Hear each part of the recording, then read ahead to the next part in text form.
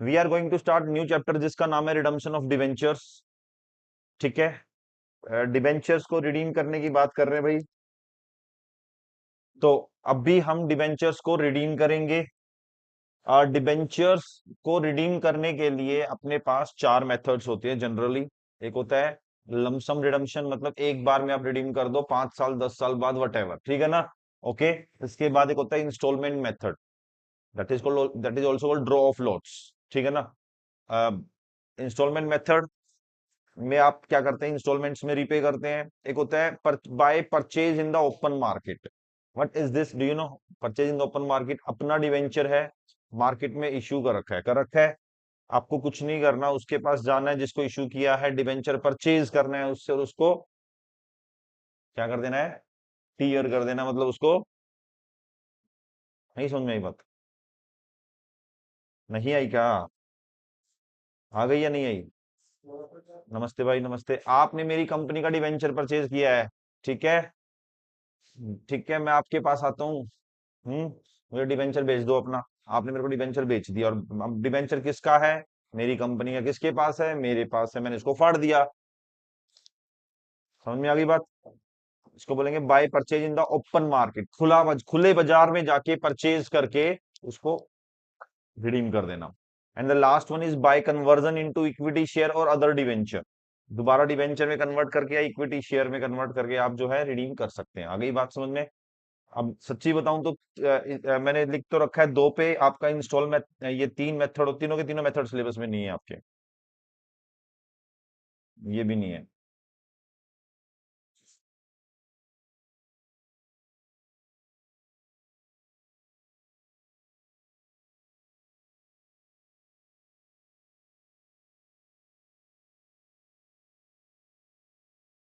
हाँ।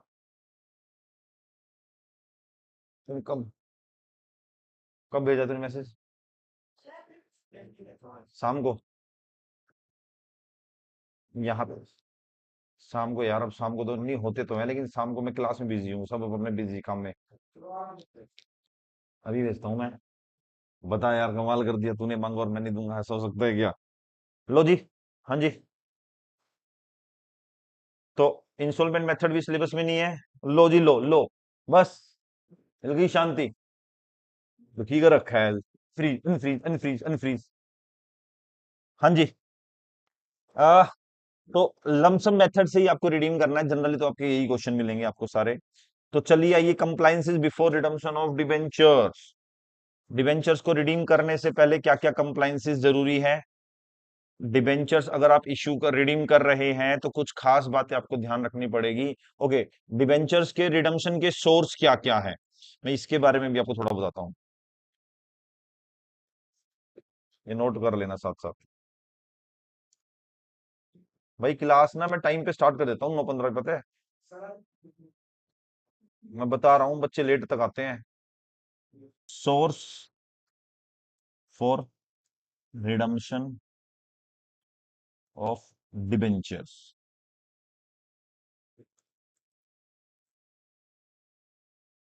डिबेंचर्स को रिडीम करने का सोर्स क्या है?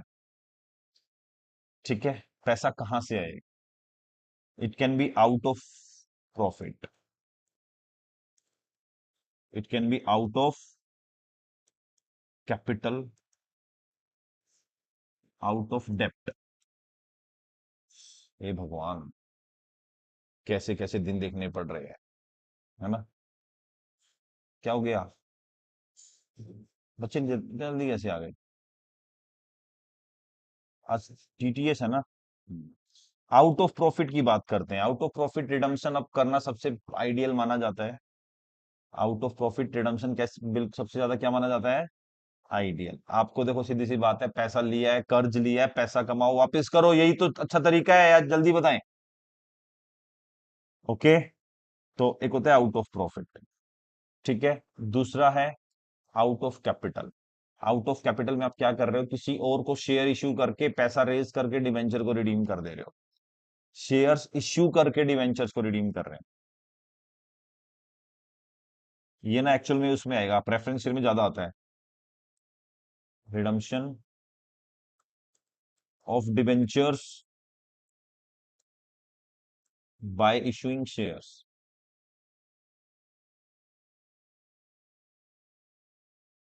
इन the to the in the market.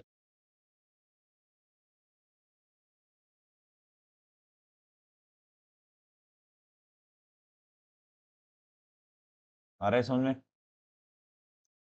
Bye, यहाँ लिख दो अर्निंग प्रॉफिट्स और from accumulated profits. Out of डेप्ट क्या सीन है भाई? आउट ऑफ डेप्ट बाय बोरोविंग्स। हे भगवान, इसलिए बोल रहा था कैसे कैसे दिन देखने पड़ रहे हैं। और बाय इशूइंग डिबेंचर, सबसे गंदा तरीका, सबसे, लग रहा है आपको गंदा तरीका है? आप एक्सप्लेन करोगे थोड़ा सा? रिया, एक्सप्लेन करना चाहेंगे गंदा तरीका क्यों है?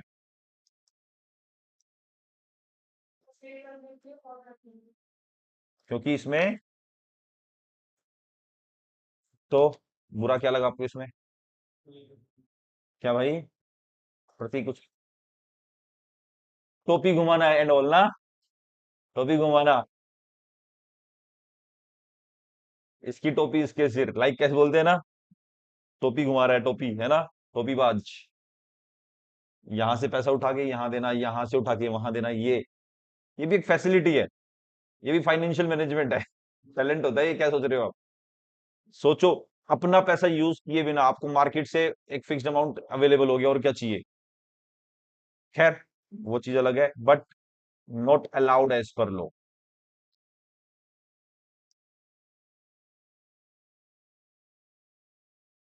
Not allowed as per law, law के अकॉर्डिंग अलाउड नहीं है। नोट करें जल्दी इसको।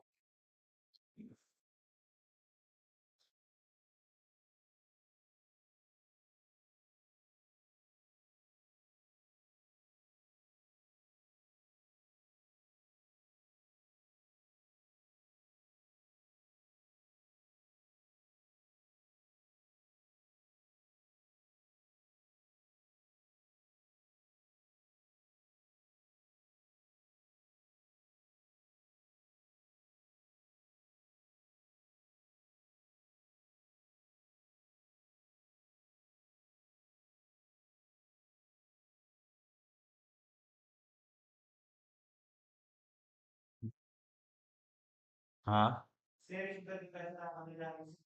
हाँ, वो तो गलत चीज नहीं है। देखो, थोड़ा सा वो अलाउड कर दिया लॉ ने, क्योंकि यार आप बिजनेस बढ़ा रहे हो, आप कर्ज थोड़ी ना ले रहे हो। मालिक पैसा दे रहा है, इसका मतलब कौन पैसा दे रहा है? मालिक। समझ में आ गई बात? मालिक पैसा दे रहा है। चलो, नोट कर लिया। तो out of profit, out of capital. चलो जी, हम जो पढ़ने जा रहे हैं, सबसे पहले जो पढ़ने जा रहे हैं, redemption of debenture out of, redemption of debenture out of profit पढ़ेंगे। ठीक है? जब आप डिबेंचर्स को रिडीम करेंगे आउट ऑफ प्रॉफिट, क्या करेंगे? डिबेंचर्स को रिडीम करेंगे आउट ऑफ प्रॉफिट, तो आपको कुछ पैसा अपने फ्री रिजर्व से सेट असाइड करना पड़ता है for the purpose of redemption of debenture. अब वो पैसा कितना है? सूर्या, वो पैसा है 10%, at least 10% of amount to be redeemed. Amount to be redeem, जितना फेस वैल्यू के डिवेंचर आप रिडीम करने वाले हैं, उसका 10% अमाउंट आप एक स्पेशल रिजर्व में डालेंगे, out of free reserves. Out of free reserves बोले तो reserves free for distribution of dividend. Are you getting? क्या बोला मैंने? बोलो ना। डिस्ट्रीब्यूशन ऑफ डिविडेंड, आ गई बात समझ में? कोई दिक्कत वाली बात तो नहीं है? तो कितना पैसा आपको रिजर्व, उस रिजर्व का नाम क्या होगा? उस रिजर्व का नाम होगा debenture redemption reserve. Debentures redemption reserve. और कितना अमाउंट है? पढ़िए, फर्स्ट पॉइंट पढ़ रहे, compliance before redemption of debenture. At least 10% of amount to be redeem during the current year should be transfer to the debenture redemption reserve. Okay भाई? इस साल में जितना डिबेंचर रिडीम करेंगे उसका 10% कम से कम डीआरआर में डालना पड़ेगा। Are you getting? इसके अलावा, हाँ जी, इसके अलावा जिस ईयर में डिबेंचर रिडीम करेंगे उस ईयर की 30 अप्रैल से पहले पहले आपको क्या करना है? आपको 15%, at least 15% of amount to be redeemed आपको स्पेसिफाइड सिक्योरिटीज में इन्वेस्ट करना है। क्या बोला मैंने? इन्वेस्ट करना है, जिसको हम बोलेंगे डिबेंचर रिडम्पशन रिजर्व इन्वेस्टमेंट। क्या बोलेंगे? ठीक है, बहुत अच्छे, बहुत अच्छे। नाउ आगे एक स्पेशल पॉइंट है। Who is which of the following company which of the companies, sorry, following नहीं, which of the companies are exempted from creating DRR? Which of the companies are exempted for creating from creating debenture redemption reserve? जिसको debenture redemption reserve नहीं बनाना ना, उसको DRR भी नहीं करना। DRR debenture redemption reserve investment वो करेगा जो डीआरआर बनाएगा। समझ में आ गई बात? अब सबसे पहले फर्स्ट है कंपनीज रिडीम, जो कंपनी रिडीम कर रही है डिवेंचर वो क्या है? First AIFI, registered with RBI। नहीं समझ में आया? All Indian financial institution registered with RBI। ठीक है, फाइनेंशियल इंस्टीट्यूशन जैसे ICICI है, IDBI है, स्टेट बैंक ऑफ इंडिया भी इसमें आता है। ठीक है ना? ओके, HDFC भी आई थिंक इसमें आता है। आगे बढ़ो। बैंकिंग कंपनीज, जो बैंकिंग कंपनी है ना, वो भी, उसको भी डीआरआर बनाने की जरूरत नहीं है।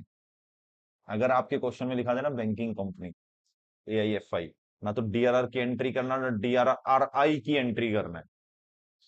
समझ में आ रही ना बात मेरी?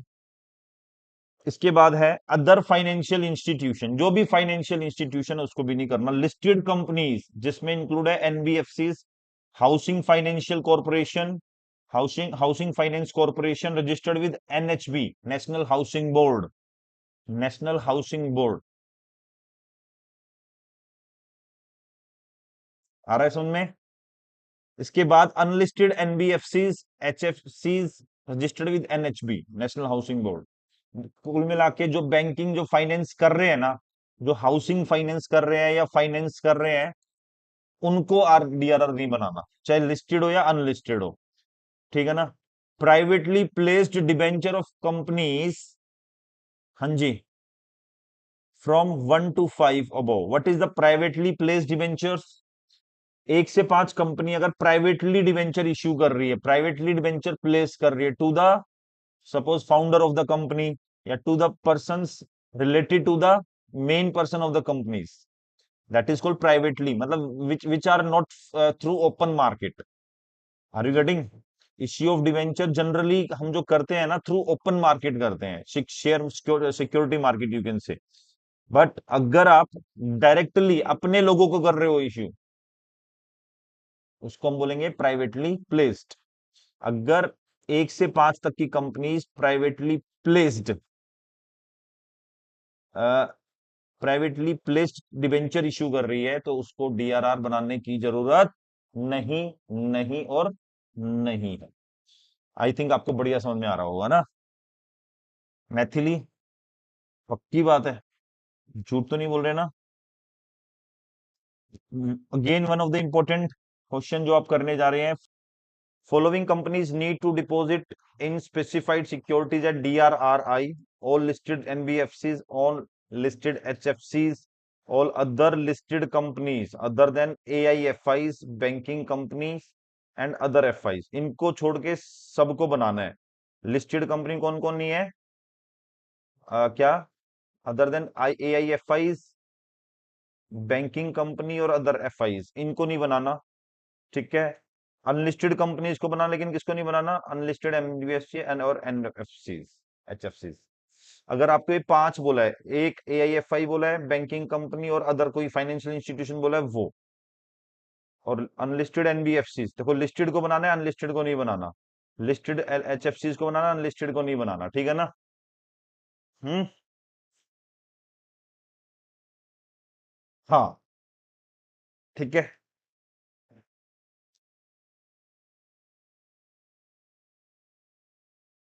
जल्दी करो। हो गया था, नोट कर लिया थे? कुछ नोटिंग देता हूँ।